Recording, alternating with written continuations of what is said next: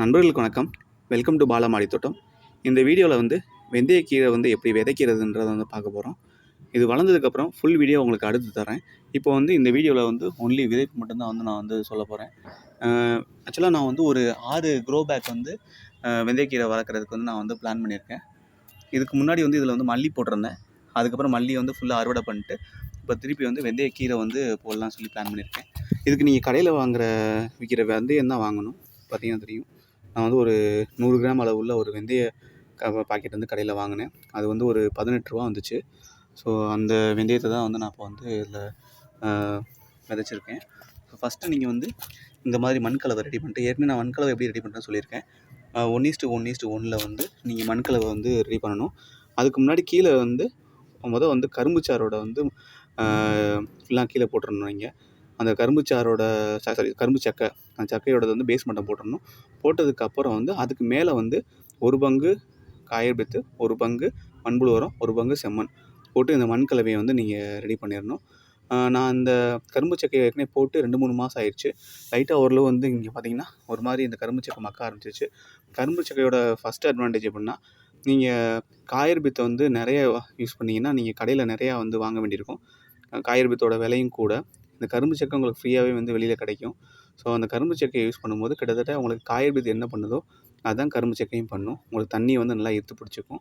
2வது காயர் பித்து உங்களுக்கு எப்பயுமே உரமாக பெருசாக மாறாது. ஆனால் அந்த கரும்பு சக்கை வந்து உங்களுக்கு வந்து உரமாக மாற ஆரம்பிக்கும். ஸோ உங்களுக்கு டபுள் த பெனிஃபிட் கிடைக்கும். உங்களுக்கு காஸ்ட்டும் ரொம்ப லோவாக இருக்கும். நீங்கள் 1 பங்கு காயர் பித்து சேர்க்கறதுக்கு பதிலா உதிர்ந்த கரும்பு சக்கையோட தூளையும் நீங்கள் சேர்க்கலாம். பட் நான் வந்து இந்த மண் கொஞ்சம் இந்த மாதிரி பலபலன்னு இருக்குன்றதுக்காக நான் வந்து அந்த காயர் பித்தையும் நான் வந்து சேர்த்துருக்கேன். ஸோ சேர்த்தனால வந்து ஓரளவு மண் வந்து பொலபொலன்னு இருக்கும். இப்போ இந்த மண் கலவை வந்து நான் ரெடி பண்ணிட்டேன். ரெடி பண்ணதுக்கப்புறம் இந்த வெந்தயத்தை வந்து பரவலாக வந்து தூவிட்டு இது வந்து கோகோ பித்து தான். ஸோ இந்த கோகோ பித்தை வந்து அப்படியே இதுக்கு மேலே வந்து நீங்கள் கவர் பண்ணி விட்டுறணும். கோகோ பித்தோட உங்களுக்கு தெரிய அட்வான்டேஜ் வந்து அது வந்து தண்ணியை வந்து ரிட்டர்ன் பண்ணிக்கணும். ஸோ நீங்கள் இப்படி இந்த மாதிரி மேலே போட்டுட்டு அது மேலே வந்து நீங்கள் வந்து தண்ணி தெளிச்சிட்டிங்கன்னா அந்த ஈரப்பதத்தை வந்து மேலேயே வந்து மெயின்டைன் பண்ணும். இதுக்கு பதில் நீங்கள் அந்த கரும்புச்சக்கை தூளையும் இது பண்ணலாம். பட் உங்களுக்கு கரும்புச்சக்கையில் நிறையா தூள் கிடைக்காது. இந்த காயர் பித்து வந்து உங்களுக்கு ஒரு பெரிய பாக்ஸ் காயர் பித்து வாங்கினேன். ஸோ அதில் கிடைச்ச மீதி இருந்தது தான் மண்கலவை ரெடி பண்ணதுக்கப்புறம். ஸோ அதை நான் ஃபுல்லாக வந்து எல்லா இடத்துலையும் வந்து இப்படி போட்டுட்டு இது மேலே வந்து நீங்கள் வந்து தண்ணி வந்து ஊற்றணும்.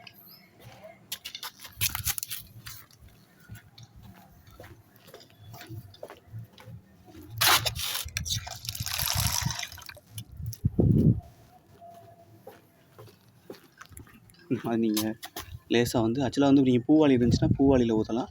ஸோ இந்த மாதிரி லேசாக கொஞ்சம் நகராத அளவுக்கு கொஞ்சம் மெதுவாக ஊற்றணும். ஸோ இது ஃபுல்லாக நீங்கள் வந்து ஈரம் பண்ணிடணும். ஈரம் பண்ணிட்டீங்கன்னா உங்களுக்கு வந்து இங்கேருந்து ஒரு 20 to 25 டேஸில் வந்து நீங்கள் நிறையா வாட்டரிங் பண்ணிட்டா மட்டும் போதும். உங்களுக்கு வந்து வெந்தயக்கீரை வர ஆரம்பிச்சிடும். ஸோ நான் உங்களுக்கு அடுத்த வீடியோவில் எப்படி வெந்தயக்கீரையோட அறுவடை வந்து உங்களுக்கு நான் அப்லோட் பண்ணுறேன். நம்ம சேனல் பிடிச்சிருந்தா நம்ம சேனலை சப்ஸ்கிரைப் பண்ணுங்கள். நம்ம வீடியோவை லைக் பண்ணுங்கள், ஷேர் பண்ணுங்கள். Thank you friends.